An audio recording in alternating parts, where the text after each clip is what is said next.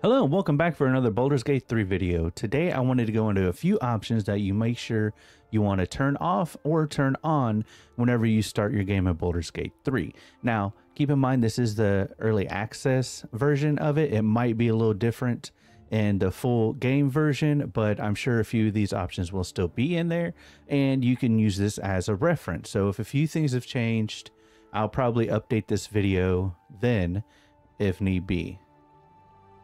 So you want to go in here, you want to go into your options. And the first thing you want to do is you want to click off autosave. I have it clicked off because it really autosaves in some really bad times. So like one example is it autosaved in the middle of combat for me when I was in the middle of a hard boss fight. So that's not very good because if I get stuck in that boss fight, say I need to tweak my build a little bit, then that autosave is right there in that boss fight.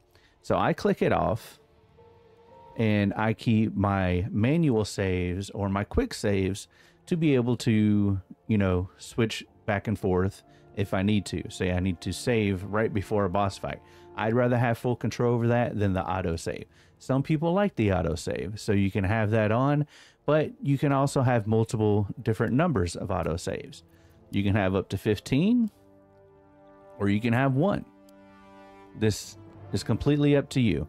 The same with the number of quick saves. You can have up to 25 or you can have 10, however you want to do it. Another option is karmic dice. I have this turned off because I like the true D&D experience. So what the karmic dice does is if you have basically a low roll or a bad roll, your next roll is going to do even better based off of that.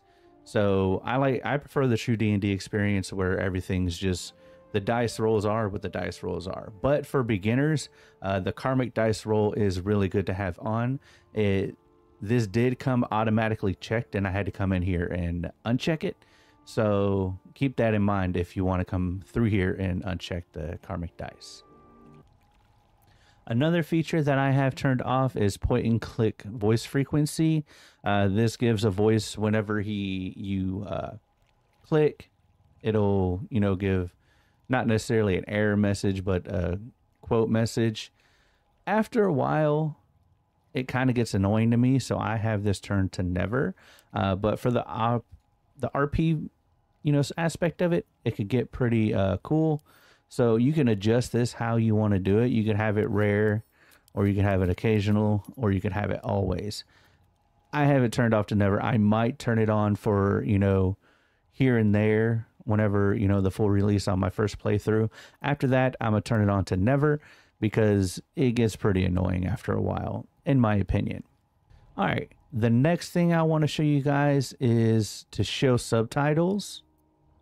So you see right here, on the side of the screen, you can show the subtitles and you can also display the subtitles for dialogue as you're just walking throughout the world. As your companions are talking, the dialogue text will show up in the air and you can, read what they're saying if you can't quite hear everything that's being said.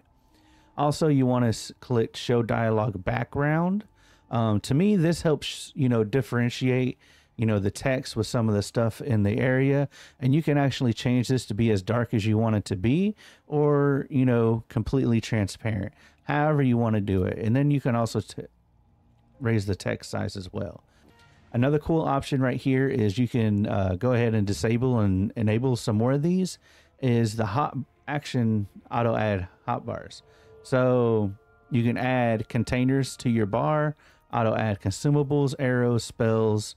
Some of these are pretty handy. Some of these you really don't want to. Sometimes you don't want to add scrolls. Sometimes you do, just depending on who you are. If you're a fighter or you're not somebody who's casting spells a lot, you really don't want to have those added to your bar. But maybe you do on your, say, your wizard, your sorcerer, whoever you are.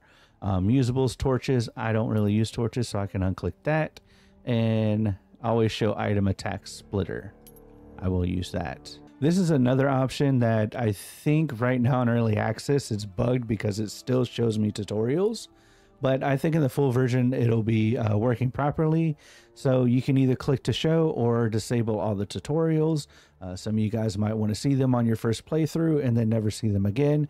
So you can come over here and click those off right there.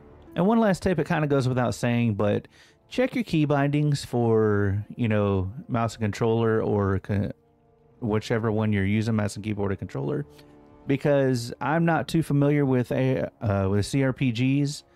This is actually my second or third one that I've played, and I was not familiar with some of the things, and I couldn't figure out how to toggle the tactical camera and how to use some of these buttons and how to actually move my mouse. I thought it was just like a click to move game, and you can just, you know, your camera will follow you and stuff like that, kind of like ARPGs, because that's actually where I come from, and MMOs stuff. But this is actually completely different. But you can use the toggle rotate camera and set it to a different keybind if you want to, but it automatically goes to the mouse button. All right, I hope you guys enjoyed some of these tips of some things that you want to enable or disable in your options menu whenever you start playing Baldur's Gate 3.